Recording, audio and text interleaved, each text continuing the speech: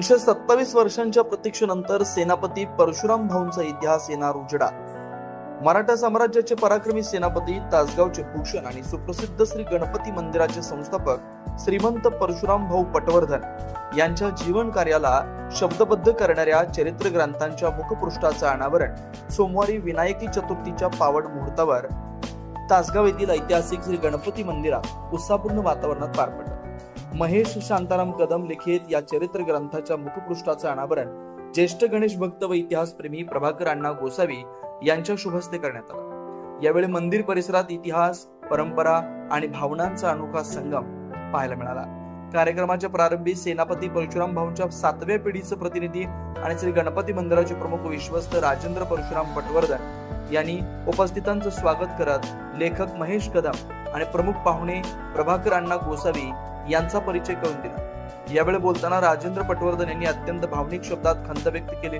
भारतीय इतिहासातील इतक्या मोठ्या विभूतीचं चरित्र त्यांच्या निधनानंतर तब्बल 227 वर्ष प्रसिद्ध होऊ शकलं नाही, ही आमच्यासाठी वेदनादायी बाब आहे, असं सांगताना त्यांनी आपल्या घराण्याची अपराधी भावना व्यक्त केली।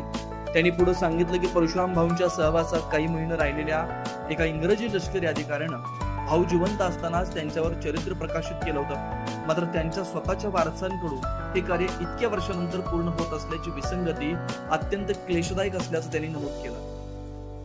लेखक महेश कदम यांनी आपल्या मनोगतात इतिहास, गडकिल्ले आणि विस्मृतीत गेलेल्या व्यक्तिमत्वांचा अभ्यास करण्याची आवड लहानपणापासून कशी जपली याचे अनुभव कथन केले।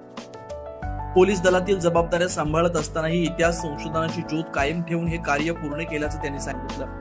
प्रमुख पाहुणे प्रभाकर अण्णा गोसावी यांनी आपल्या भाषणात श्री गणपती मंदिराशी असलेली 80 वर्षांहून अधिक काळाची नाळ उलगडली। या मंदिरात दररोज दर्शन घेताना मिळणारी शांती आणि समाधान हे परशुराम भाऊंनी निर्माण केलेल्या या पवित्र स्थळामुळेच आहे, असं सांगत त्यांनी 247 वर्षांच्या या ऐतिहासिक देवस्थानाचं महत्व अधोरेखित केलं। या प्रसंगी श्री गणपती मंदिर न्यासाच्या वतीनं प्रणित सुता यांना त्यांच्या स्पीड झेरॉक्स व्यवसायास्थळी प्रदर्शित करण्यासाठी परशुराम भाऊंचं छायाचित्र भेट देण्यात आलं।